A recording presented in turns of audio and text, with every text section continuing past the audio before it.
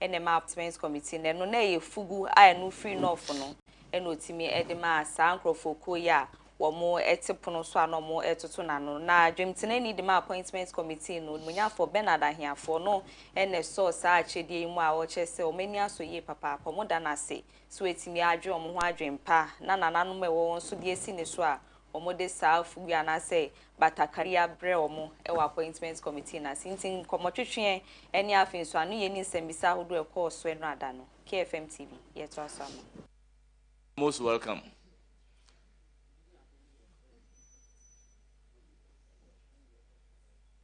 His name is inside. Honorable Minister Designate, you will hear from the committee and you are discharged. Mr. Chairman, permit me to thank the committee and to thank my minister and all other members of parliament who have come to support me and show the love and solidarity. I also wish to thank the esteemed chiefs and imams and the opinion leaders for their support and solidarity. Mr. Chairman, but on a lighter note, you noticed when you said you had agreement with your brother, Antpart was asking you to disclose. So in the spirit of accountability, permit me to announce that my revered chiefs brought you a smoke for me to present on your behalf. And the smoke will also, and same will be provided for all members of this committee, so that perhaps during your next sitting, you will all be in the traditional Dagbong smokes. Thank you very much, Mr. Chairman. Thank you very much. It's much appreciated. I'm most grateful. Most grateful. Ebusiafo ye demo consent from anope di amamodia Frank anodompre a oye minority chief whip e wo Sresrebidi na wono anodin semwe kwama communication minister onmonyam for some na te George a wo chemu se senkebeya afimpiri ni eduonu nan abato ayetu ye wo my Ghana ha ndisi ameni kono promise ahodo na ana wo mo ehye Ghana for so mo be we ni we di amom ro chese beya nkasisia no wo mo fa mo adwina enko wo mo bohye ahodo ne so na wo njai se media houses ahodo na wo de wo ni akosi wo mo so sansem we Frank anodompe anode kwama communication minister umonyam for some na tejo gentie ni nsembia wo de etudwa. The minister in his early days will focus on the promise and the manifesto of the NDC. Definitely, the Ministry of Communication should be looking at the cost of data. Certainly, they should be looking at mobile network connectivity. Certainly, they should be looking at their digital economy and innovation, e-governance services. These are the narratives that should be engaging his attention. I am surprised that out of the blue, the closure of radio station has become a matter of importance to the minister. It's quite unfortunate. What are we seeking to do? The maker of the statement is basically bringing the matter to the fore for us to engage these matters. If indeed he's within the law, of course, then let's speak to the fact. As far as we understand, and the fact before us, we think the minister has gone in excess of his powers. That is what we are saying. We are an arm of government. And interestingly, the minister is a member of this house.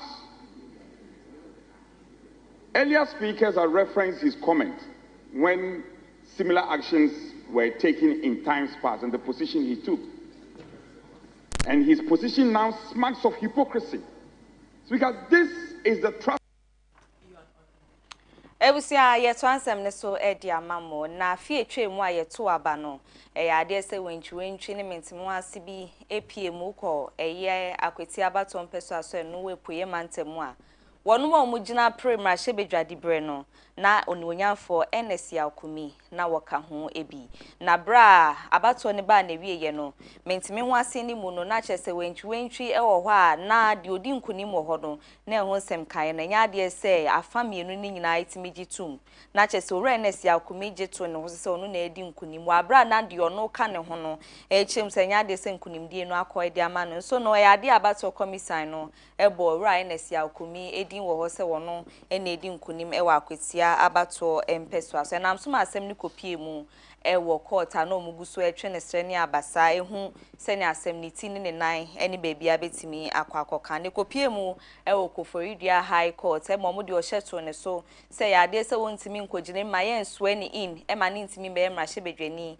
e ma de hya wono mu akwatia ene ne mpotemu ne so Orionest ebu saaj na yeso a ne no eye Koforidua High Court omugina ye omusiye no wobuso kogire mu me yeso ani so afnemu se obeboa makwetia ene ne mpotemu afa ne ntoma pa edi efra na sa bras asemisi ye no ade se Koforidua High Court de nkrata from makache bache mu se wo mu ehwehwe ora enesia okumie nimu ya ache no sanse we bu court na nimtia wo hye ene mro de to ne so no enya de se wotimi edi so nti nkebe ya aposifo nso ne page no mo fa ne bepie mu na kache no muguso anya asem ni mu hwehwe mu sanse omo de omo ngini ntum so na emra hye bedwani ma de hya wo no mu akwatia ene ne mpotemu na numu na ora enesia akumi tabri asem ne kopie mu ewo Supreme Court na okopie mo Supreme Court no na kyese agagefo be se num netina asemi so a no mo nyina hwe se ne omo be ka asem na ne nsem ne okopie mu no wo kyese o hye omo de ato ne so a eye arrest warrant no nkomu nyin free no sanse sisi ana ma ne nkita wodie ne se ne wo so otutu na na monfa no as restrictions ahodo bebre na na esi ne ho kwan wontimi nye ne a wo se wotimi nti no Supreme Court nhwe na sa wo hye omo de ato ne so omo hwehwe no ache no wo monye bibi emfanfa na bra no asem ne kopie mo Supreme Court no agagefo enum omo tena asem ne so kowi ase na emu 9 de wo muji tum se sa arrest warrant ne ho keka ho emu nimunyamfo ntimi ndi na kone aba enhwe ma akwatia ne mpotemu ntimi mfa ne ntuma panfra ne nkọ na nimu no wo muji tum se omo esom omo isa asem ne free eye Koforidua ho na emu ba akode wo chese ya de so mugusu agina asem ni mu omo hwe na omo de mra na to bebi a eno etimi dan nti ne due eye Justice Gabriel Kwaman wono na wogire mu sa asem no engusu awo ho a warrant ne nda ne so na emu 9 ne de wo mo chese omo di tu menya de se etimi nti si ade se ne na o hyeda ne so free Koforidua High Court no wo meyi ni nyina etimi edi free ne so sanse emu 9 gina ye no ena emunum gina ena 9 koma onmonyafo enesia akumi ba akopɛ ene koma eye Koforidua High Court nti we ne nsɛm a eye update a eno so ato aso de ma ora enesia akumi ma hye bedwani ma de hya wono mu akwatia ene ne mpɔtem ebusuafo ye demo consent from the demo kopie mu ewo Tema West abaton peso aso na ye ekobi e from say eye Democratic Concerned Youth a wo mo ewo Tema West e din sem we e ko e de ama national chairman e de ma the National Democratic Congress NDC amenu ko no a wo mo twem say eye MC positions sa position we wo mo etimi eyi Romeo eye Elepim eye akahoho wo mo timi eyi ni Freeman din MPM ewo MC emu chese eno eyade bia aha won ye papa na no anendra da eye February bosumne da etosu eduonu insia ewa afimpinini eduonu enum no eye UT wo mo ede krata eko wo mo party headquarters a wo mo echwem se wo mu ya nchechwem ye papa ede afasa de we esanse eyade a NDC ameneko no we mo di wo mo hwamma a esu ye papa wo mo echwem se na wo mo hwe nim se eye owura Elikrim akahoho no wo betimi abonedin ewo sa nomination wa mo chese nomination amampani John Dramani Mahama aye ewo my Ghana high na no eye owura Elikrim ni din MPM ewo ba kumpoma na mo wogidie se MCD eyade ananka ni din ebetimi EPM ewo mo anidin entimi MPM ewo no sum eno ana eye UT echwem se eyade a ayom ye pa se NDC amenu ekuno etimi ediom hwamba esu sei ewo ho Enra ebra ye ukopie mu omra hyebedwa Afia vetting committee no tena ase a na omugusu etutu adehye bi no mo ye deputy so mbepie mu ewo mapono so a na esema ahodo bisa no omuguso atoma ne omo hwe omadwenche ne omakoma so ade ne timopo no ya ade se mentimo ase kakra ekoye de madwem tineni de ma appointment committee no munyafo Bernard Ahiafo na afen so dom kuma no ba no deni munyafo Alexander Kwame na afenyomaken na sa mentimi ho ase ni nkitawode ekoye bra munyafo Alexander afenyomaken na echemu se Bernard Ahiafo ase ne nsem bi ne se ne oye no hu kukurukuru no pride kakra won mek ba ne dwene ahomaso kase bia enya de se ne nsem bi no etimi sisi su na etwayi na oka sa nsem ma na nka hu behia ne mpanyifo oche se ne oka ne nsem fine hu behia so de chopa ekọ de ma onmunyafo Bernard Ahiafo nso onmunyafo afenyoma kenche se nya de obepa ne che ne apa ne church na ne kowi ase ne Bernard Ahiafo eche ne se ne wono dwemtine di ba appointment committee no ne kosa we bi se nyina de twatwo ene de obisa ye kofa assignment me ho ase ba ye nkohwe nkitawode ye course so bra assignment me ho ase course so onmunyafo Bernard Ahiafo a ono ye dwemtine ni de ma appointment committee na afen so onmunyafo Alexander Kwame na afenyoma no so ye member de ma appointment committee no Sresrebidi. Chairman, if you decide to be whimsical and capricious, it will not advance the work of this committee. Apart from the constitutional issues involved, it is also about our culture. We've had nominees speaking their dialect here. And I do not think that if you start by is overruled. The man is talking about a dance that we all don't know until today. If anybody had asked me in the Volta region, as part of our culture, what are the dances, I would have said Agbaja and Bobobo. Today, he is enlightening me and others. And I'm saying that he should demonstrate it just in some 30 seconds. And you saying that, you know, you are disallowing the question. Leader, I take offense from the fact that you are saying I'm being whimsical and capricious. So I will urge upon you to withdraw those words you use on me. Chairman, I still stand by overruling the question that you are not going to demonstrate any dance. You were whimsical and capricious in the way you overruled my question. I will not withdraw. You would not demonstrate any dance. This is not a demonstration forum. This is appointment committee. So I insist that you withdraw the word that I'm being whimsical and capricious. Chairman, I will not withdraw. I'm sorry. I will not withdraw. You rudely overruled me. I will not withdraw. I would again ask that you withdraw the word rudely. Chairman, one more time, I will not withdraw. I'm sorry. Will you withdraw? Chairman, I'm sorry, I will not withdraw. Well,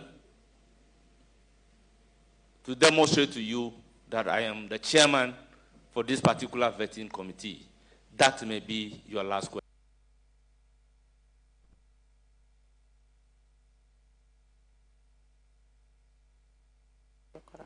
Ebusiafo ye demo eko eye vetting committee no enim dia ensem na anaye to aso edia mo nendrada eye onmonyamfo Alexander Afenyoma Kings ene eye ora eye Nelson Afia makpo ade a kasakasa esi wo montema ne na nya asem kito akwa we si mi na me leader we si mi na me leader ekoba ne se eno enam so ma wo mo kasakasa yie papa ewo vetting no ase yenkohwe emra eye onmonyamfo eye Afenyoma Kings ene Nelson Roxon de Afia makpo wo mo kasakasa ewo vetting no asibi emra. Honorable nominee, so you, Chairman would respect, if my opportunity to ask my questions will be interrupted. The Ghanaian people have had problem with the way we did our things. It is not this time that the chief whip will be applying for. I want to do a follow-up. Let's stop this. We've had a smooth 2 days where the chair, your deputy, stood his grounds. What is this interference that he needs to do follow-up? If he wants an opportunity for himself, I'm ready to stop so that you give him the full time to ask his questions. This thing of follow-up, it's not acceptable. Honorable Leader, you know, we recognize a follow-up question. The majority chief whip kept prompting me, he has a follow-up. So I'll have to listen to the follow-up question. If really it's not a follow-up question, I will overrule him. So please, you have the floor for a follow-up. And it should strictly be a follow-up question. What is this? Chairman, thank you. Chairman, with all due respect to the minority leader, I'm also a leader. Please, your follow-up question. So the what is this should be withdrawn. Please, your follow-up I am question. not a nuisance. Fosuah or appointment committee no anymore. Na Deputy Attorney General designate Oduahoma for Justice Sresrebidi. One also copy mu one no many man no more to na no was our no so na bro copy mu hono na chest Oduahoma for Alexander Fenyo Mark no ye dom kuma no ba no deni wo Sresrebidi for science year member the appointment committee no obisa ne semfo bi edify get fan PhD sponsorship no ho eno mu Oduahoma for ye Justice Sresrebidi wordin sembisani Afia so nsem no anu ye bebre na ekọ edema no echem se ne nsem a wo bisa no de afa ye sponsorship na ho no e ma ne nkọ esese bio ya ye ntokwa na ase mpo no edidi atema sebio ye fra ne ntema eno no emba direct ma ne mu na se ode wada eno ne ho nsem kan na akọ ye bibia wo ho nsi ye nkọ hwe ne entie ne nsem ne nanu ye bi ode ma Oduahoma for Alexander Fenyo Mark bra now more to no appointment committee no any. You didn't need to know anybody, but you needed to qualify by merit, correct? Definitely. And you benefited as a citizen of the Republic, correct? Definitely. Irrespective of your party colors, correct? Well, that definitely. Yes, please. I mean, our minimum honesty is very important. Now, whilst you were... I believe the honorable ranking member is not questioning my my integrity by putting honesty in the question. I just hope that. Thank you very much, Mr. Chairman.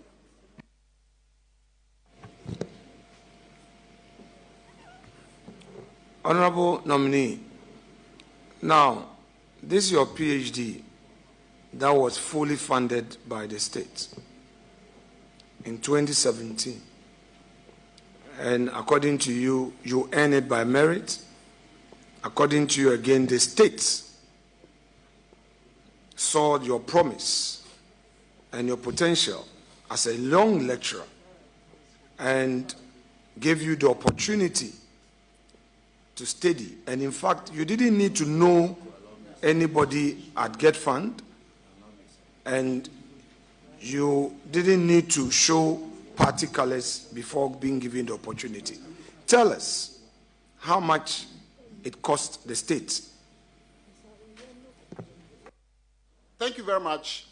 I can't recall exactly, but it's one of the school I was in actually is one of the expensive schools, and I think we're paying a bit over, I think, £20,000 per year. Ebusuafo yegusua ewo sansem emudia eye minority member Oduahoma Afia was sign ewo appointment committee no enim na wode abetudwa wo chem se eye nomination a wo muyi deputy minister for justice ene attorney general eye justice Siam eye Sresrebidi no Watching says our nomination no dom kuma wo Oduahoma Afia wo sign ka appointment committee no hono wo abo atwegwa sansem we endrada vetting committee no emu no anna dom kuma no ba no deni Oduahoma for Alexander Fenyo Mark de sansem we etudwa ho yentie ni nsem a wo de tudwa no ebi Was the first to experience an unfair treatment at your hand. When it got to me, the leader of the caucus, there were all manner of interruption, including an interruption by the Attorney General himself, of which you curiously said you never heard. Again, the majority chief whip came in interrupting, though not into the mic. It was aimed at obstructing the smooth process of my vetting of the nominee. Eventually, you allowed him to ask a so-called follow-up question. Chairman, we've long assured the majority of our cooperation, but not when such a posture is coming from the chair. We would respect you, but where you are acting in excess of discretion, we would express it. We've had a smooth vetting since Monday in an atmosphere of mutual respect, in a very humorous atmosphere, and all nominees that appeared before us on those 2 days, Monday and Tuesday, we approved them by consensus. Without more, let me conclude as follows. The one, the minority caucus hereby rejects the nomination of the Deputy Attorney General, and that the decision of it would be solely yours as a majority caucus. For today, all other nominees, in furtherance of our protests, we are also rejecting them, and then your decision, it will remain your decision as majority caucus. God willing, tomorrow, we are receiving the president. Our understanding is that there is no vetting. On Friday, God willing, we'll be available. And if the posture remains same, we will advise ourselves on the next line. Ebusia yen free ye mra Sresrebidi fie na yen consent from nene due and Ghana fo nyina hwe animu say His Excellency John Dramani Mahama obekwa akopie mu mra Sresrebidi fie na ne first State of the Nations address na yeso na no wetimi edi akwa kenkan ma de hie hu se ne obeto oman no ne bobridge na afen so di akwa akosi ene de ono so se mampanyini wanya sa di bre na fa di so no wo ba be ya boa man sakraye mapetimi akoso ewo man Ghana hade Sresrebidi na ena ehwe sa adwumedie no animu na enumu ena domkuma omo mra Sresrebidi fie ehwemu so omo so otwe omampani John Dramani Mahama dendende omo hwe nanim se ne afi 2024 ye beto aba wo bonto ane nsemeda na no nyina ne se Ghana mampani dada na nado dankwa kufuado enya de se wo bu oman ni ye wo bu oman ne chia no se bio amamuofu no bebu ya wa oman no entimi anko nanim a bibia asa atwentwe asense ayakoye chi no wo mo twen se ne o ka ne nsem fa no enedue no ebo no nkno epemusima no du enuma obetena ase no na chese wo ba be chire mu de entia na okeka sa nsem ni nyina e na omuma ne evidence nso e chese eye Ghana ha no wo mo betena so MPP ameni oku no mentimi embu oman ni amemuofu na ni nyina timi course no wo mbra mechire mu pepepe entimi fa mo internet de accountability ho asem no mo chese wo mo hwe enu enedua ya wo mo kwa akotena se wo mra Sresrebidi fie numu na mra Sresrebidi ni ma de hia wo no mo atwoma kwan ma abato mpeso aso asante mantemu munyamfo Kofi Amankwa me no aso na defense minister ono so di ba be chirem se oman no na ye fon na afin so MPP ameni oko na mbu ni ya enkanya de sia ba be du sam pempenso ya enedui ye wo ono so nhye mo de fa sansem kekan ho no KFM TV yento asoma. Criminally mismanaged, was able to give Ghanaians children free secondary education. Economy that was criminally mismanaged, was able to pay allowances to nurses and teachers. Economy that was criminally mismanaged, was able to give some infrastructure. Economy that was criminally mismanaged gave us electricity 24/7.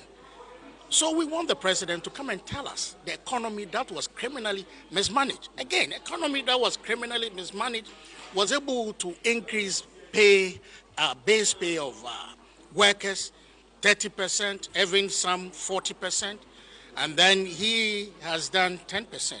We expect him to come and tell us that economy, which was criminally mismanaged. So it's going to be interesting. Whilst we were saying that they've left behind a lot of mess in the economy, they claim they have left behind a robust economy.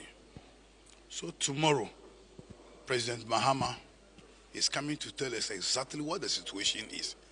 And anybody who has the guts to challenge could throw that challenge to him.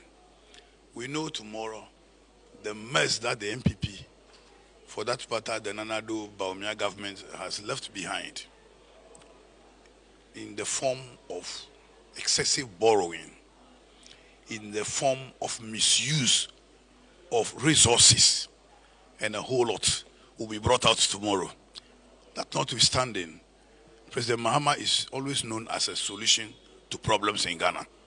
So having identified where the loopholes are, you will also come out with the solution.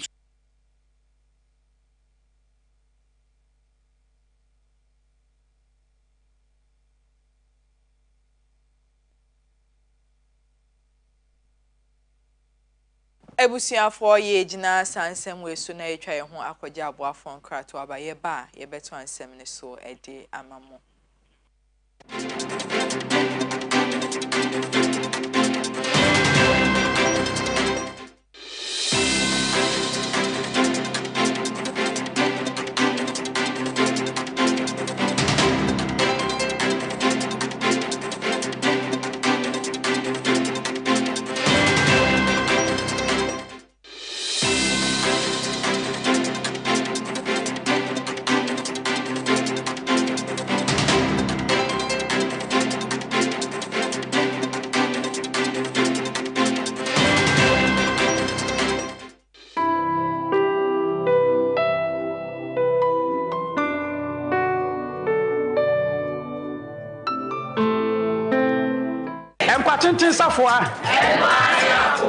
Enkwatintin safwa eni ahweye enansempa yebenya edi afri the River Pharmaceutical Limited asoye atifi asem no wose sebasa honam sisi honam suye ana ota yare toto aso a yente ase a o doctor beka chiro se collab ne ko hwe omoje mu ana asa ojunso mu na emuaye beba no ebi ne se infections bi aba omoja mu we kire se edan ho apai amantefre etimi ewurawu mu ne santi obetimi ahyase ate ahokeka eya ahohene ewo nipadua mu de di wo bio honam betimi atetew de atoso bio honam ba yose de nkukodwie enam honam na nachi kwa no benya tipaya etoto aso bebre wadwe se wo beso aduro wo be ye dan nanso enjai efiri wo kwa no tifa betimi apai wo wani fa betimi apuru nsuo bebre we betimi ama honam nyina betimi ayewya ebe wadwe se malaria acho na malaria anya den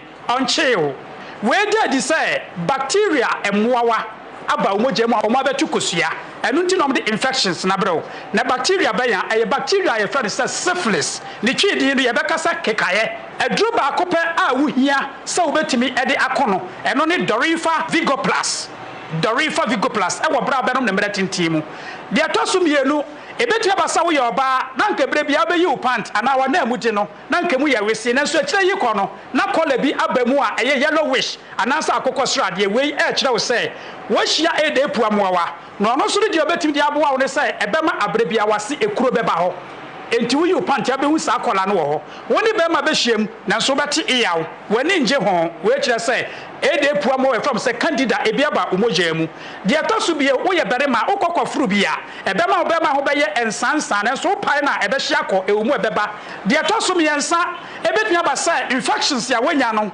ebetumi akɔ yesa wo jonso ebre di kai a wo jonso na so wate iyaw ewo wo ba mamu na ensufita bia na sɛ moje so fifiri mu eba ana wanya tissue bi efiri ba mamu epie efiri urethra mu oba so betimi ehunu ne sɛ bre di kai wo de ba ma hia na nso nase ɛyɛ ne ya ɛntene nje so wɔde bɛma bɛhyia mu na so nka yɛ free efiri wɔ korɔ no obɛhu sɛ bia kokokola ɛbɛba wɔ nase saa ayare we say ɛyɛ mmoa bi ɛfra mo sɛ gonorrhea ne twiden de baba so ɛnam saa mmoa we so betimi am ya hyɛw kateta wɔ mmerɛ bi a wo nyini anase ahyɛw rɔba sɛ woyɛ ɔbaa na woyɛ bɛma we ɛyɛ gonorrhea no ne yare no etimi de mpompobɔne ne ade ɛde ba ɔbaa ana barima so etimi masabi wo shevu a wase ensa betimi apiepie ɛwɔ abra wani na impokura etimi si awo ho kwai senso etimi gyawo ɛma wotimi de wo so a ɛmasabi abofra nani timi ɛsɛn ana so otimi ebubu we ɛyɛ yare a efiri gonorrhea na sɛ baba so yare emu saa yare we eduru ba ko pe a obetimi de atu aseɛ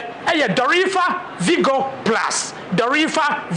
Plus we nyinanti ana Dorifa fo akwakofa Dorifa Vigo Plus edi abrewo ebra ba no mmerɛ tinti bia no ebeyi yare ne nyina yɛdɛ edi afiri hɔ no mo edi amaw kenka sɛ mɛtɔsomienu ɛne sɛ ebra wonya iyaw ɛwɔ nipaduam sɛ wɔ chikasɛ usisi ene woto ase no kai wonu sɛ srade bɔne ɛso betimi aboawo ama saa mo afam sɛ chlamydia na nya baabia asi ɛno nti na wɔn ase akwakofa Dorifa kick-up tincture edi abrewo sɛ ebra wonom Dorifa Vigo Plus edi kum infections no na ofa Dorifa kick-up tincture edi kutia ekuro ene srade bɔne aba nipaduamu na me nua ba makai wonu sɛ bra bia oyefuro ba kasi bia ba matwe eye tietia wo yɛ ɔba so a ɛma wase kwan so bie wa bra oyefuro ayɛ kakraka enti abre biara be koprensa white how biara check wafu ya ade be ma ni nje na esai so de edi wunya we enti na so kodwaman so na kokopa Dorifa Vigo Plus and Dorifa kick-up tincture na auto na we use na kai wonu say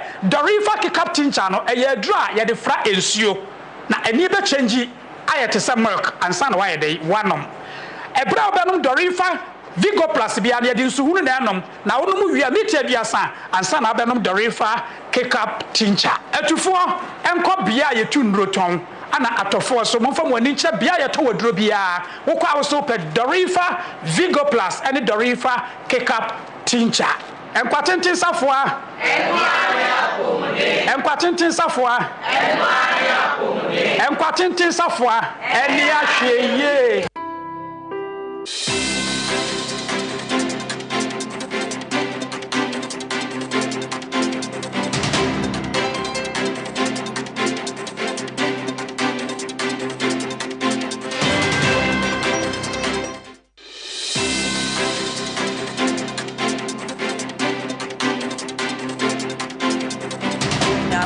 Edam asisa no pay muguswa ehwe KFM TV News mesan eka biom se news etwago ewe abe fontentam video so Facebook and YouTube KFM TV GH no ntia no pay wetimi afa phone na wako KFM TV GH na wako hwebi na wa share na wo de wadwenche no enso ede gu ase amai kama anopensem no yeto aso ede amaodia Ghana Immigration Service try to tell from say JIS na controller general Oduahoma Kwame Esua Techi ana wode abetudwa wo share interior minister Oduahoma Muntaka Mohammed Mubarak say enmenu ya wonye hwehwemu emfanfa 2030 seater buses a JIS for officers no modern wo chese wonye hwehwemu ye papa emfanfa sa buses no ehuna sesi ade hwehwemu a wo moye no wo mo echem se bia ye ninia no ade a wo mbekọ ho akoye hwehwemu ye papa no ntendedwe edu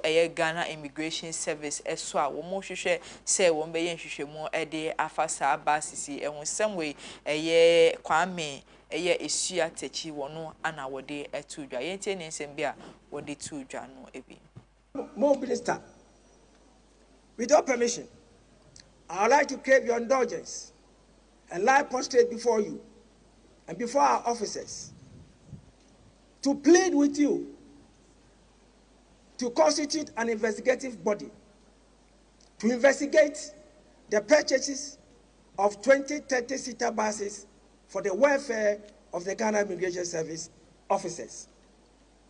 Honorable Minister, this is due to the fact that some few officers think that the Controller General has malafide intention, that is bad faith, and also malfeasance in the purchase of this bus, to the extent that some electronic media have posed questions and have asked questions, trying to tarnish the integrity, the character of the Controller General, trying to defame, malign, denigrate the office of the Controller General and Ebusia yenko sokoban krofo no wasante mantemu na manebono a eba no echemu a wono mahimfi e wo sokoban ho no yade ese akronforemfo bia bo akoremu ewie niema bebre na hodo a de twansunu mu kromo frae no black stew a no ewo ya ahimfi ho no ma ye no mokasa sisi ano nkrofo kromu di sa abone ne de nya de ese empenyifo site mi aso omumu na wonom omwo ho a asem ni si omuye ebusuafo no echemu se na nka omu panyi ba ko no ka ho no omu kopie mu wo menhia ahimfi a na omu kwa kodi dwumadie bi ewo ho a ne no okoso afne mu ame yesuan no ye ohene ponfo fraye yi no ewo sokoban ne mpotemu na bro mu fri ahimfi okopie mu menhia ho no eho na nkofo ko bi a ye kase ebe kase macho men wo sho mo te bia ne omo yo bia ne se ne omu sitie na wo mo soso wo ware omo bora ahimfie hwa ne black stew ewo ho ene ejapade ahodo bebre na ewo sa ahimfie ho no wo mutimi fa ede ko no mo chim se bra eye mpanyifo mo wo eye ahimfie o ye se nko mo je black stew yi de free omo nsem no enya de se omutimi de mo omo a ene due ne mo ka se die oma fasa ne ma nyina ede kwa ho nsem no akwa akoye bibie no mu na omode adesrede kwa ma eye bamboku no omo omaiga na asenke be ya womomo menimbra eye sokoban ahimfie ho no wasante mantem sanse sene mranti kwa ya gbera ho aba be fa black stew no sombo ede ma on ma ahimfie a eba no amamre ni amani a ebo omo ho ban no mudidi omudwuma ewo ahimfie ho no metimi aba be fa kono na che so mo ba bie ma de o me ba be fa no ebe chen de o ma ba be fa ni wenu ya nti no penifomfo mo nan si fom na bambo ho nsem enwiye papa ewo wono mahimfie ho enne mpotemu ahodo akeka eno wo sokoban krofum eno wo asante mantem ti awan bo a eno so free ho no ba no ene edi ato a eye kase ene so edi ama Yadimu free sokoban semudi apomuden ensem ana edu so Ghana Health Service edi abetu dwomo echem se wo mo belanchi polio vaccination campaign wo my Ghana mo chese no beboa ama enkoda ahodo na abebo mo ban edi free ade ahodo mu wo my Ghana na mo chese sa campaign we wo mo hwe nim se enkoda ya wo mo foforo ene enkoda wo mo enya mfie ba akwa kopim mfie enum no anasa adewe bekodi amamo mo chese Greater Accra enso eka ho bia district be se Nkrumah ana wo mo de sa adwumedi be hyehye so kwa mo twem se wo mo hwe nim se be hye ase ende February bosmene da etoso eduonu enso wa afimpinu ni eduonu enum emu ekosi March bosmene da etoso mienu wa afimpinu ni eduonu enum enu nti wo mo twem se sa adwumedi ade a ende ana wo mo hye ase district be se nine ana wo mo de sa vaccination be hyehye so ho ni tamane bo a efri Ghana Health Service for akache eba eno ebusuayen to ansem ne so ne konsem foforo mu ne cooking tampo na tememufo mo working tampo ne impotemu so dia desrede na eko edi ama mpanyifo no mo chema sisi anu be pie mu obiaye omo wona nkwanhia hodo na da ne da no esisi ewo biaye omo ho ne no eno mo se mpanyifo so mo branstra ban mu na de ama ka kwanhia ama ne homene so na ti atese wo sabro no ne impotemu ho no omaya adehyo mo we de omunsunu guje mo musa dansa yenkotodwe gu fom panyifo mbremu na ombe bibi enfanfan se bia de esisi no eto betimi abrase ebusuafo ye gina sanse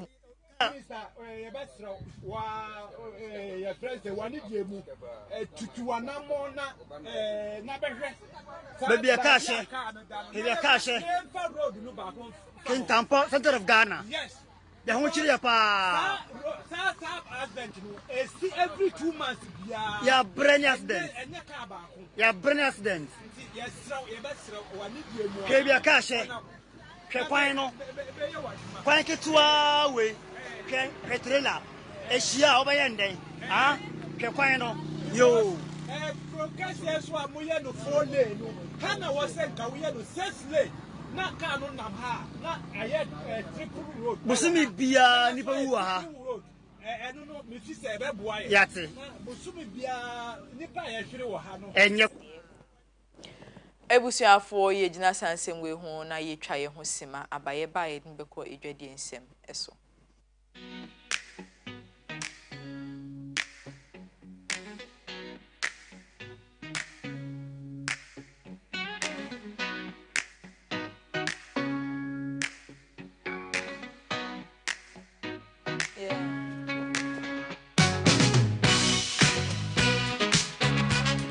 Ebusuafo ye demo ekọ edwade nsem dia endrada ana de betu mu anim se oduni kopiemu ewo Burkina Faso a wo mama mpeni ewo ho echum se si ade eye beans emu ebro ene eye cereals ahodo a wo di free Burkina Faso ebepiemu ewo my Ghana hano yade a wo de tab no ato ninya so ewo ho na no ana eye Solomon Owusu a wo no so wo ye wo my papa ewo my Ghana ha e de abetudwa wo kaseti asade mu a wo chese eba ne sei ana Ghana yetimi etina ekroimu na Burkina Faso etimi edi aduane efi wo mukrom ebepie mu ewo my Ghana ha sesi a wo de tab no atoso wo chese sade no eyade a entwa yi kra isanse wonti asese o my kesi a eda ho sei no beans ne ebro ne san no ma no wo mutimi di bife eye Burkina Faso edi bepie mu ewo my Ghana same way eye Solomon Owusu ana wo de etudwa ewo kosa yentie ne nsem no bi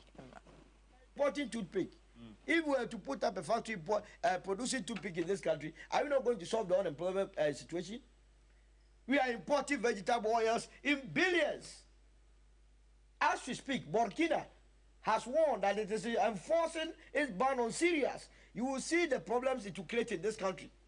Because they are a major supplier of absolutely. Of and cereals? Why must Burkina be feeding this country? Why not? We have rich soil than Burkina. You understand?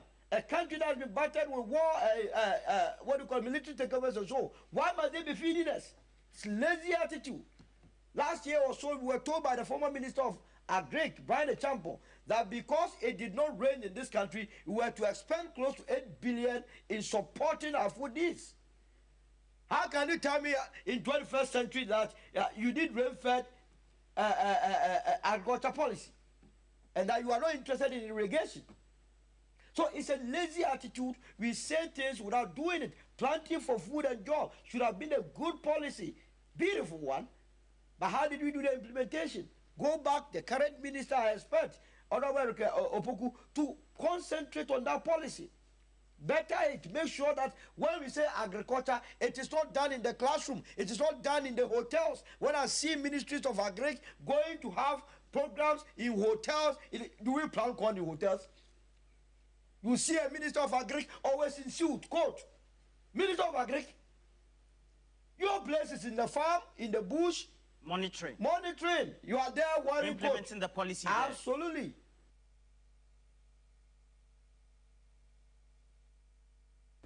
Ebusia egusu awedwedie nsemu edia ye ko eye fish solutions na wonom no aye nhwehwemu edia fa inflation a eno omanga na eba no ye niema boa hodo bebi akwa akoduru de etiko de ekọ nanim de gina fa akọ ni nyina no wo ma ye ho nhwehwemu o metimi de aba beto edwa no mo chese afini afibia no mo hwe animu se beso hamu nchemu du wotwe tripo en wotwe 18.8% no na chese afi 2025 enko na wiye no na eho na yetimi ejina na sisi aye kase die yade se nkomo hwe animu se afi bia no nka 13.6% hamu nchemu du miense tripo nsia na ke wo se nya na so no bibia nkekambom no omo hwe hamu nchemu du wotwe tripo en wotwe kosisi afi 2025 ebetimi aba na wiye no mo chese afi a etwemu 2024 no yade se ages bosimu inum no neda eye 23.5%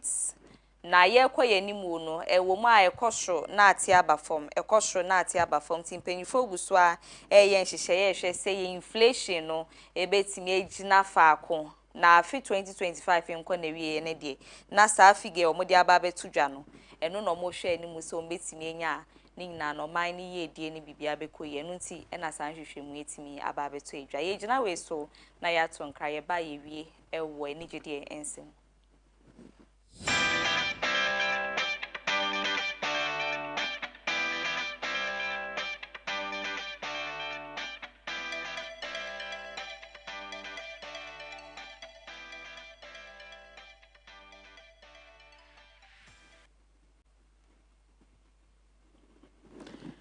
Additional by Edimu Korea, any Jedian Semudia, a Ghanaian rapper, a banny rapper, num to a my Ghana, how bonny homodim muye papa, Sako dear, and a mechanic once me.